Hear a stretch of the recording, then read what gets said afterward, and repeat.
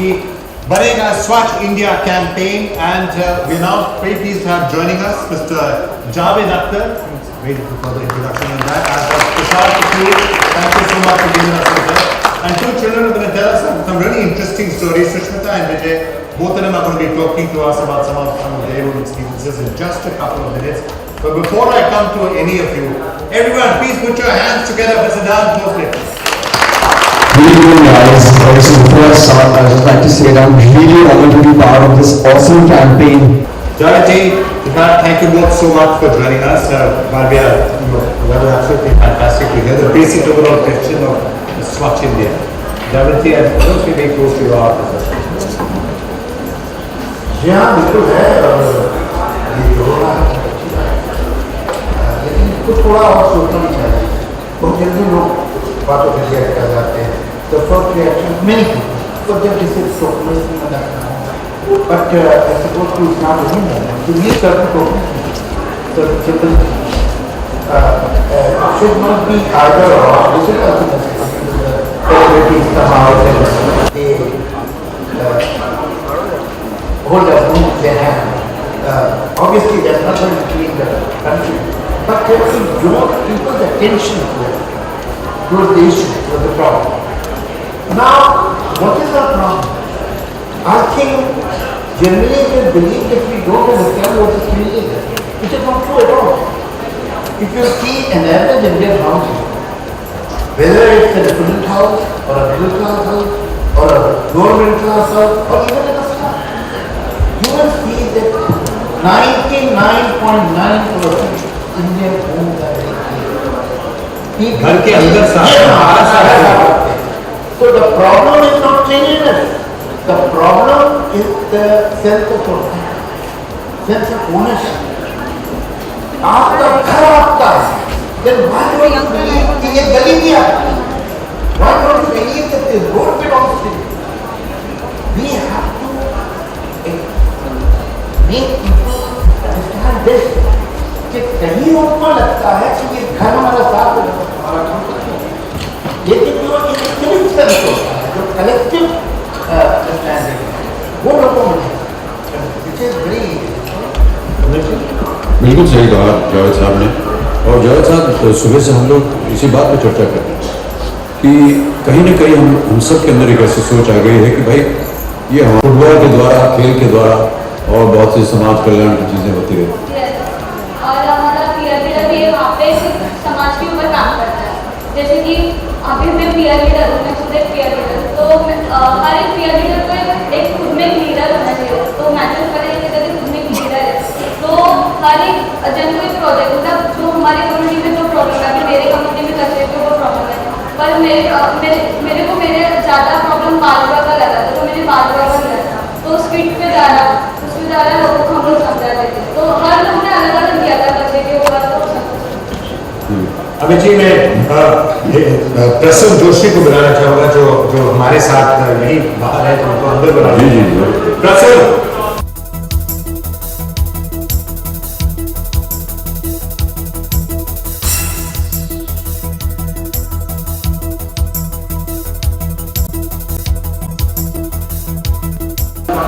First of all, I want to ask you that this entire Swachh Bharat Abhiyan, I know you've been advising the Prime Minister on many other issues.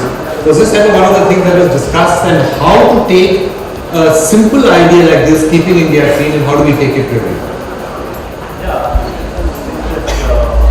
Prime Minister started with, I felt this was something which needs to be done, and it requires a mass movement. Contrary to a lot of people and a lot of your friends in media who criticize and taken a hard stand on how celebrities have come forward and they have taken up issues. I always believe that the country has large enough and hugely requires compulsion. In fact, I wrote in one of my columns that when people can change their hairstyle and their how they dress up, looking at the budget. When they change the hairstyle, why can't they change the way they behave? Why can't that impact? On one hand, you think that it can impact. On the other hand, why can't it impact? So I think symbolism plays a big role. The fact that the people who are of prominence go and take because nobody expects, Javed Saab to be every day on the street. It's impractical. I mean, you can't probably do that. But the message can spread. And Javed Saab always said, one of the sort of stories in the 70s, when Amit Ji was, when you started writing, you used to write all those scripts in it. When he was writing, but all of us used to write, see the scripts that you used to write for Amit Ji at that time.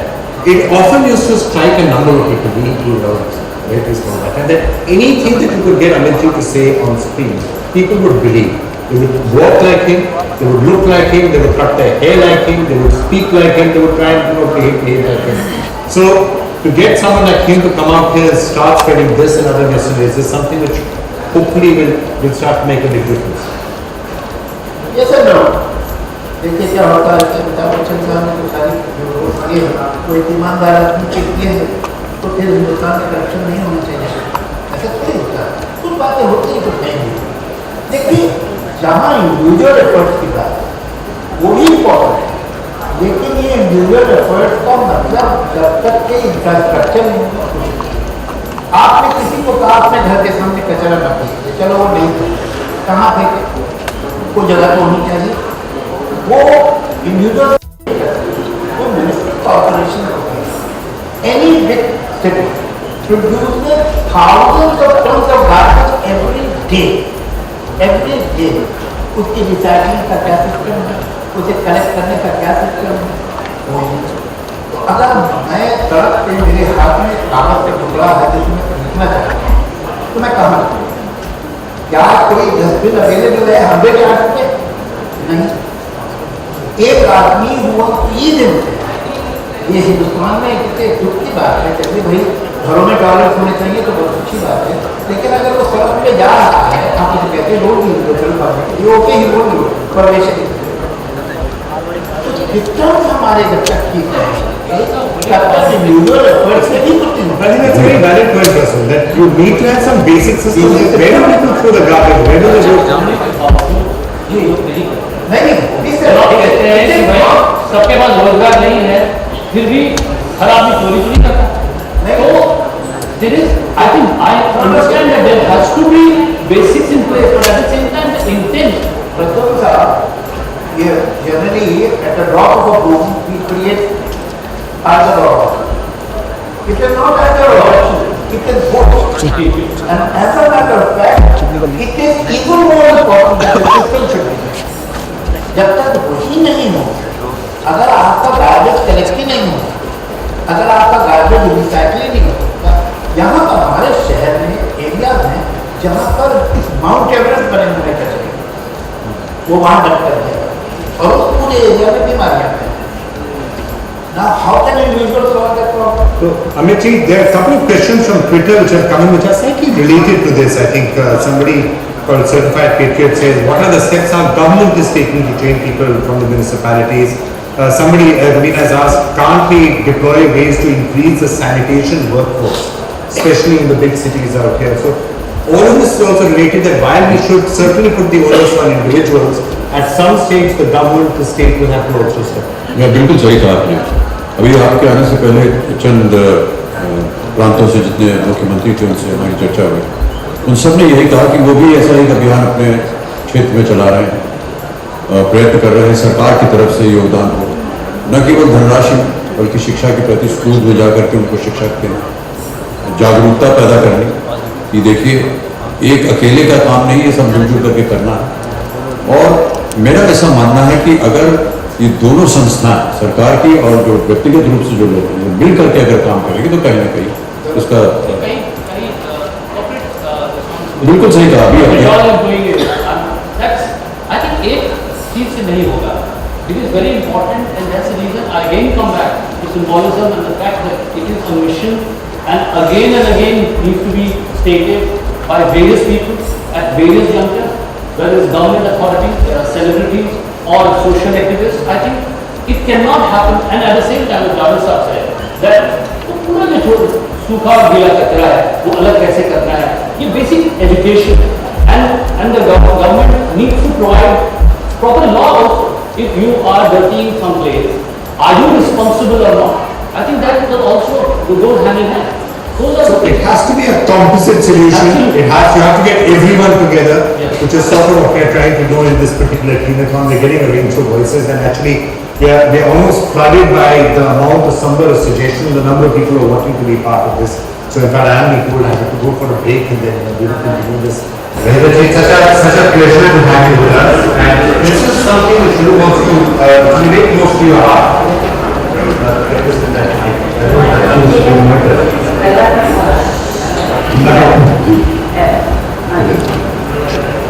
Okay, that's working, that's okay. So, this thing is something very close to your heart, Peter. वैसे मेरे साथ हुआ पिछले नवंबर में touch तो वहाँ photo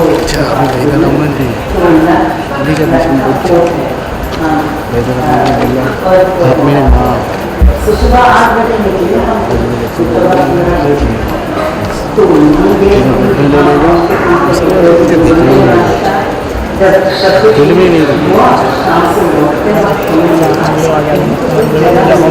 निकल मिला कि नहीं अच्छा याद फोटो निकाल मिला कि नहीं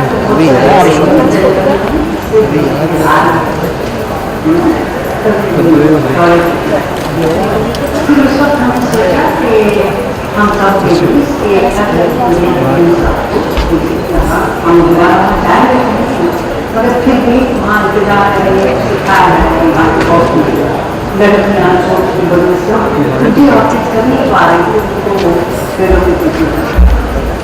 खैर दूसरे दिन हम बॉम्बे पहुँचे अपने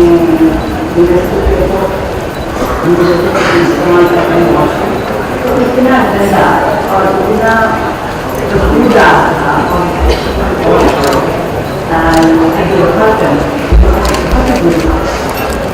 तो ये मेरी समझती है खाना एक्चुअली ये शुरू से हमको अपने आप में आगे जाने कि बच्चे नौकर आस-पास और मेरा एक छोटा सा फाउंडेशन पढ़ाई के लिए और ये उम्र के बाद लड़कियाँ डॉक्टर क्या वजह है तो जब लड़कियाँ जवान होती हैं टॉयलेट तो है ही नहीं कभी उन्होंने स्कूल बनाया सोचा ही नहीं कि ये जरूरी चीज़ है इसका इस्तेमाल होना उनको कुछ खबर ही नहीं बड़े मेरे बाप का और शुक्र है देर आए दुरुस्त है बहुत सारी बातें आपके आने से पहले बैठे थे हम लोग यहाँ कर रहे थे और जो भी आपने व्यक्त किया अपने जहाँ गए लोगों को तकलीफ हुई उन सब विषयों को लेकर के बहुत सारी अच्छी अच्छी बातें हो रही हैं और जागरूकता है लोगों को कि ऐसी चीज़ें होनी चाहिए स्कूल में तरह करनी चाहिए रास्तों में गाँव में आपने कहा देखिए अभी भी महिलाएँ हैं और ये बहुत बड़ा संकट का विषय है क्योंकि जितने भी गाँव में महिलाएँ उनको निकलते बहुत सुबह जाना पड़ता है या फिर देर रात को जाना पड़ता है बहुत सारे कष्ट होते हैं लेकिन इस वक्त लोगों से हम बातचीत करके जो धारणाएँ हैं कोई भी सुधार हो उसके बारे में यहाँ पर बात करते हैं और आज का जो ये कार्यक्रम है इसमें हम उम्मीद करते हैं ढेर सारी धनराशि बहुत से लोगों ने योगदान भी दिया है अपने आप ही उन्होंने कहा है कि तो सबसे पहले तो आपको धन्यवाद कि आप आज हमारे साथ हैं क्योंकि आपके चेहरे से और आपकी आवाज़ से जो बात निकलती है तो लोग देखते हैं सुनते हैं जान पहचान पहले नहीं सही बात है तो उस पर थोड़ा सा ध्यान और आकर्षित होता है तो निश्चित रूप से आप जो कुछ भी कहेंगे ये लोग सुनेंगे और समझेंगे उम्मीद करते हैं कि स्वच्छ भारत अभियान में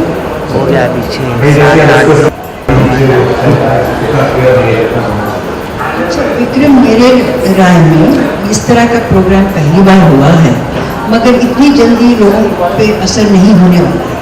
मेरी राय में कम से कम साल 2 साल के लिए हर 4 महीने को आपको इस तरह का प्रोग्राम करना चाहिए तब जाके तो पूरी तरह से लोगों के दिमाग में बात रजिस्टर होगी समझ में आएगी फिर वो उस कोशिश में लगे रहेंगे। ऐसा मैं सोचती हूँ। हमारे सहयोगी यहाँ बैठने वही हमारा इरादा है कि शायद इसको जरूर चलाएंगे 4 साल 5 साल, हाँ ताकि लोगों तक हाँ और प्रधानमंत्री ने यही कहा है कि 2019 का लक्ष्य रखें। हाँ। जब तक किसी न किसी तरह के भारत को थोड़ा सा तो वो अच्छा ये अव्वल तो पहले घर में ये ट्रेनिंग शुरू होनी चाहिए।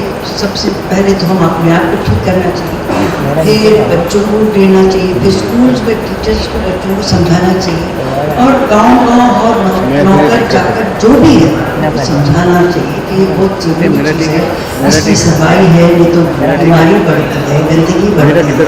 तो इतना खूबसूरत मुल्क हो और हम अपने लापरवाही और बेपरवाही की वजह से इतनी गंदगी फैलती है, तो बात सही नहीं है। कि मुझे जानकर भी खुशी हो रही है कि आप लोग 4-5 साल तक का सोच रहे हैं, इस वेरी गुड। आपने कहा बेटे जी कि आप बच्चों की शिक्षा के लिए एक आपका मोटिवेशन है, हाँ जी। कुछ इस तरह का आप वहाँ भी सुझाव देना चाहेंगे अपने बच्चों को, शिक्षा देना चाहेंगे? ऑफ कोर्स, क्योंकि मैं जब जाती हूँ और जब मैं प्रथम एक ऑर्गेनाइजेशन है जो कि मैं गुडविल एम्बेसडर थी, तो स्लम्स में मुझे जाना पड़ता है। तो उस वक्त से मैं उनको कह रही हूँ पहले आप अपनी जगह को साफ रखिए, इससे बीमारी फैलती है, गंदगी बदबू बुरा हाल होता है वहाँ इस तरह की जगह में जाने के लिए। मैं तो अपनी कोशिश में लगी हुई हूँ मुद्दत से, मगर सवाल है जब somebody like मोदी साहब और लोग अथॉरिटी हो, आप जैसे हो बोले तो उसका असर ज़रा ज़्यादा होता है। और सफाई के लिए मैं एक छोटी सी चीज़ करती हूँ, वो मेरे ख्याल से बहुत काम की चीज़ है। वो मैं अपनी गाड़ी में एक छोटा सा बैग रखती हूँ, हाँ, फाइबर का। तो जो भी गाड़ी में खाते हैं, जो भी चीज़ हो, आइसक्रीम हो, संतरा हो, केला हो, आप उसमें डाल दीजिए। अब घर जाकर उसको खाली कर दीजिए, ताकि आप कई बार मैंने देखा लोगों ने शीशा नीचे क्या रास्ते में फेंक दिया, और उनको रोक के कुछ कहो तो बोले आपका क्या प्रॉब्लम है। सबसे बड़ी गाड़ी में से आता है। सबसे बड़ी गाड़ी में से आता है। ये मेरा शुक्र है कि 10-12 साल तक कर रही हूँ।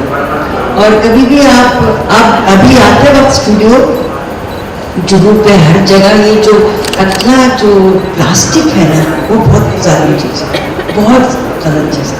वो उड़ते रहते सारी मतलब लेक्स हमारी नदियाँ सब क्लॉग हो जाती हैं। बहुत नुकसानदेह, बहुत गंदी, बहुत बुरी चीज़ है। मैं ये भी कोशिश में लगी हुई हूँ कि पेपर बैग्स बने, ताकि सब्जी भाजी फल जो भी आप रसोई यानी ग्रोसरी लेने जाते हैं पेपर बैग में डालिए, प्लास्टिक में डालने की क्या ज़रूरत है। और ये कैसे करेंगे आप लोग, मेरी समझ में नहीं आता। जो हम हिंदुस्तानी पान के बड़े शौकीन हैं, पान बहुत खाते हैं, क्या देते हैं, उसको रोकना भी बहुत ज़रूरी है। 1-2 दफ़ा मैंने रोड पे किसी को डांटा तो एक चौक के कहने लगे, मैंने कहा बहुत गंदा है, आप पहले बीमार हो गई, फिर घर जाके आपके सारे खानदान को बीमार करेंगे। अच्छा सॉरी। मैंने कहा सॉरी का मतलब ये है अब दोबारा नहीं करेंगे इस चीज़ को, मगर चूँकि पान के शौकीन है उसका कुछ इंतजाम करना पड़ेगा, क्योंकि उसको पान यहाँ पर एक और सज्जन वो भी इसी बात का उन्होंने जो सजेशन दिया कि शरीर के अंदर एक ऐसा खुददान होना चाहिए जो कि कुछ इन्वेंशन हो जिससे कि पीकदान की तरह हो। और ये सब चीज़ की आदत डालने के लिए मेरे ख्याल से कि बहुत हेवी फाइन होनी चाहिए चंदन के। तो बहुत साल पहले जब मैं सिंगापुर गई थी और वहाँ की सफाई देखी, तो यहाँ आके कोई फंक्शन में पुलिस कमिश्नर थे, मैंने कहा साहब ये सब चीज़ें यहाँ क्यों नहीं होती? तो बोले यहाँ होना मुश्किल है। मैंने कहा क्यों? क्योंकि यहाँ दोस्ती और रिश्तेदारी का बहुत वास्ता हो जाता है। क्या आप जानते हैं मैं कौन हूँ? मैं फला की साली के चाचा का बेटा हूँ, तो आप मुझे छोड़ दीजिए, आप मुझे फाइन नहीं कर सकते। ये नहीं होना चाहिए। तो उन्होंने सिंगापुर में कहा कि जब हम रूल बनाते हैं वो टॉप टू बॉटम बनता है। अगर उनके प्रेसिडेंट भी हो या मिनिस्टर हो या ऑफिशियल हो, तो वो जो पुलिस वाला उनकी आंखों में भी डाल के नहीं देखता कि जी आपने ये किया है, ये फाइन है, यहीं पे दीजिए, आप चले जाइए। तो वो नहीं ये कहते कि अपना वास्ता नहीं देते कि मैं कौन हूँ, मैं क्या हूँ। ये बातें हटनी चाहिए। और बड़े पैमाने से पीएम साहब ने शुरू किया है, अब वो नीचे आते सिलसिला वहाँ से शुरू होता है, वो सब सही होना चाहिए।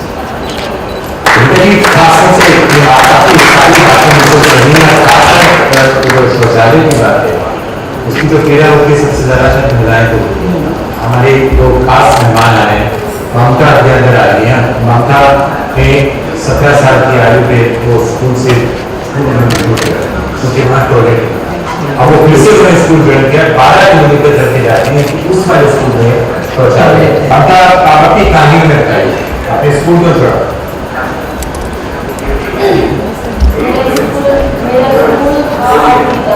मैंने पढ़ाई की उसमें, और उसमें शौचालय नहीं था। मैं अपने घर आती थी शौच करने के लिए, या फिर कोई और परेशानी होती थी तो अपने घर आती थी। और फिर मेरे स्कूल में मतलब ऐसा कोई नहीं था कि इसमें वो नहीं है। तो मैंने 8वीं पास कर लिया अपने स्कूल में से, तो एक गाँव 2 किलोमीटर और हुआ है, उसमें मैंने एडमिशन लिया। तो उसमें भी शौचालय, क्योंकि हमारे स्कूल सही है शौचालय, जब से हमने जन्म लिया है तो 2 किलोमीटर पड़ता है। हमने एडमिशन लिया तो वहाँ पे शौचालय वहाँ मेरा मन नहीं लगा, तो मैंने अपनी पापा से बोला कि मुझे वो स्कूल छोड़ना है, मुझे पसंद नहीं है, उसमें शौचालय वगैरह कुछ नहीं है। तो सर वो मम्मी पापा बोले बेटा आप ही पढ़िए, बहुत पढ़िए आप। तो हमने जिद की नहीं, हमें और आगे पढ़ना है, हम स्कूल में जाएंगे। तो एक सोना शहर है वो, फिर उसमें हमारा एडमिशन करवाया, बड़ी मुश्किल से तब हमने जिद की, तो हमारा एडमिशन करवा दी। वहाँ पे शौचालय टॉयलेट वगैरह ये सारी चीज़ थी वहाँ पे हम स्कूल रोज जाया करते थे और आराम से। तो सर फिर उसमें कुछ पैसा नहीं है। कई आपकी माता पिता ने ये जिद किया कि आपके लिए 8वीं क्लास तक पढ़ना। हाँ, ये बोले बस आप इतना ही पढ़ेंगे, आगे नहीं पढ़ेंगे। फिर हमने जिद की कि हमें आगे और जाना है, तब बोले ठीक है तुम्हारा एडमिशन करवा दो।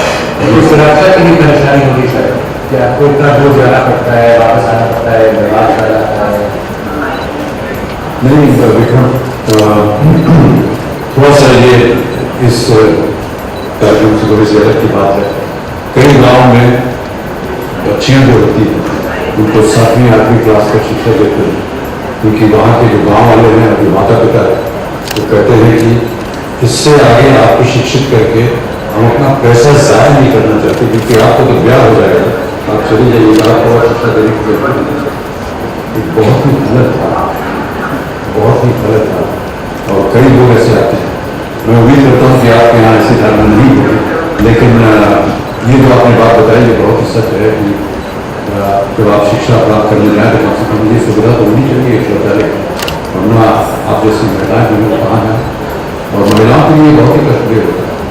और इसलिए हम आपको दाद देते हैं कि आपने जिद की, और आप एक उदाहरण बन जाएंगे आज के हमारे इस कार्यक्रम के द्वारा, आप एक उदाहरण बन जाए, तो हम आपको बहुत धन्यवाद देते हैं कि आपने आकर के ये बात बताई, क्योंकि आपकी देखा देखी आपकी बातें सुन करके और लोग भी जिद करेंगे कि हमको एक ऐसी जगह शिक्षा प्राप्त करने के लिए अवसर दीजिए जहाँ पर शौचालय है। बहुत बहुत रमेश जी, हर एक स्कूल में आजकल हमें यही सोचना चाहिए कि हर एक पाठशाला हर एक स्कूल में लड़कियों के लिए टॉयलेट होना चाहिए, सबके लिए टॉयलेट होना चाहिए, पर खासतौर पर अलग सेपरेट टॉयलेट होना चाहिए, जरूर होना चाहिए। और आपको पता होगा कि जब रात के अंधेरे में लड़कियां औरतें जंगलों में खेतों में जाती हैं, वहाँ बहुत सारे प्रॉब्लम्स हो जाते हैं, like rapes and things like that. तो घर के पास ही होना चाहिए और स्कूल्स में जरूर जरूर जरूर होना चाहिए। Can I talk about the guest? Dr. Kamakar is the founder of the CN, the community-led Total Sanitation Foundation. There are a lot of work, especially in Bangladesh, and it's pioneer certain way of getting things done there. We have big success there and being able to eliminate open defecation in a large number of areas. Dr. Kamakar, could you just share some of the work that you've done, especially in Bangladesh, how you can replicate that? Well, that was in 1995, and then what's all discussion being done today here, according to the solution of the whole problem. That's what I learned. It is not a problem. It's a part of the problem. The solution is not constantly required. Solution is collective behavior change. And one of the poorest countries farmers taught me that if you give me a car, if you don't want a subsidy, you are also rich. But the analysis that we get, we just can't leave like a stimulate our thinking. Eating each other's shit is not the way. And we know how we can do it. That was the beginning of CLTS, Community-Led Organization, not entity-led or Government of India-led or NGO-led. You shit and I give you money, no, that's not the thing. They said, on the analysis, they said, each of us ingesting each other's shit. If you ask the crowd here, if you have a diarrhea over the last 1 year, if you or anyone in the family, then you will raise hands. Why? If you do that shit, you don't get that. Smell shit, you don't get it. Touch shit, you wash your hands with soap, you don't get it. You don't need shit, and that's the standard. But all of us have got it. All shit is safe with that time. But those who do not have access to the knowledge, they are eating, ingesting their shit.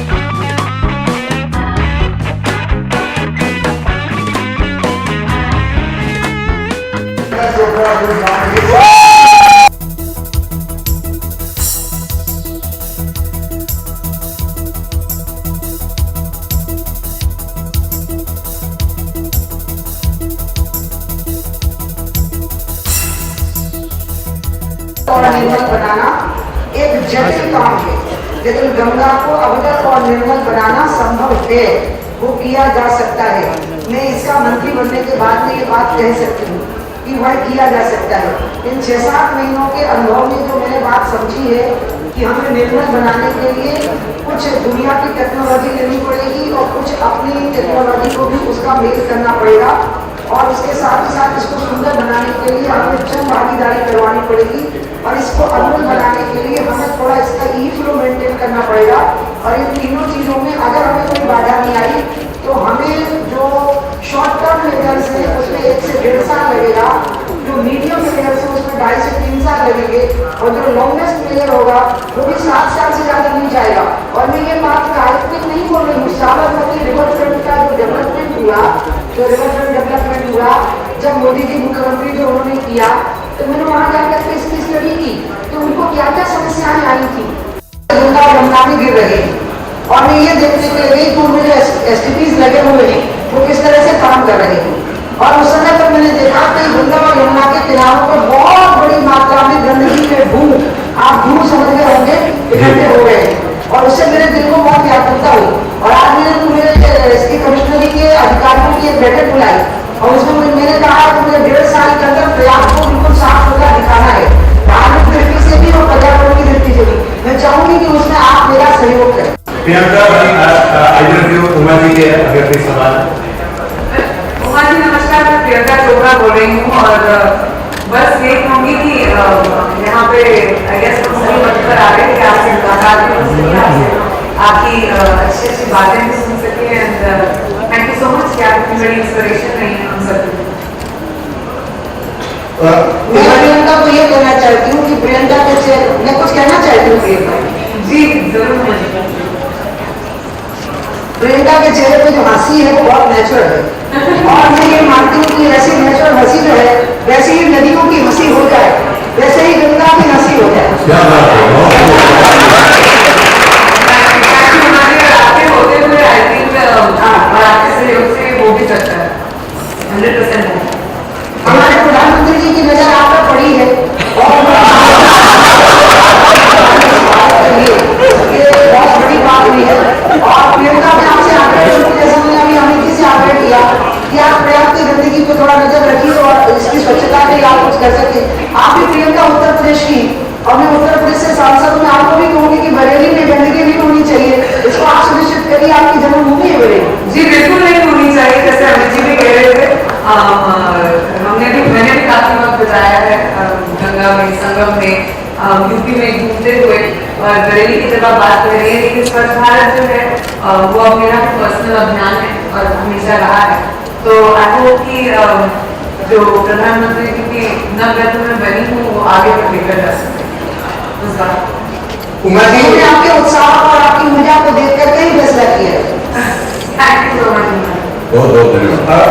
Uma ji आपसे एक सवाल पूछना था कि हम सब माँ गंगा की पूजा करते हैं, पर उसी माँ गंगा में हम जितना कूड़ा देखते हैं, जितना कचरा देखते हैं, प्रदूषण देखते हैं, सूरज टंकियां वहां अंदर जाती हैं, गंगा एक तरह से आप देखें तो अगर भाजपा से थोड़ा नीचे आए या वैसे गंगोत्री से अगर नीचे आए तो एक तरह से वो पूरी नदी मेली हो गई है।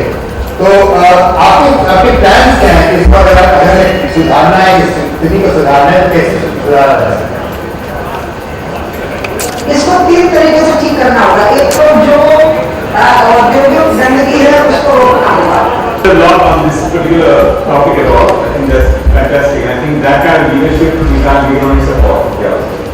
अमित जी आखिर में आप उमा जी से कुछ कहना चाहेंगे? बहुत बहुत धन्यवाद आपका उमा जी, और एक बार फिर हम सब प्रगतिशील हैं इस स्वच्छ भारत अभियान में, और यहाँ सबके सामने आपके सामने भी प्रण करते हैं कि अपने आप को हम समर्पित करते हैं जो आप योजना कर रहे हैं गंगा की सफाई स्वच्छता। स्टूडियो से जी जी मेरी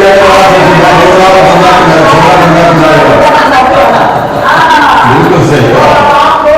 हमें जीव प्रयाग की गंगा को अपना सुंदर बनाने के लिए और प्रयाग को शहर को निर्मल और सुंदर बनाने के लिए जो बात आपने मीटिंग के सामने कही है वो आपको करनी पड़ेगी। बिल्कुल आप बहुत प्यार करते हैं यहाँ पर। जी जी बिल्कुल, ये मेरा Just one more thing, if you really want some work done on the Ganga, please rope in Mr. Ronnie Sriwala. He does more work quietly than all of us put together. He's a man of action. Rope him in. He's just about ILU. Are you ready? मेरे को मैं इनसे मिलना चाहूंगी इस programme के बाद में।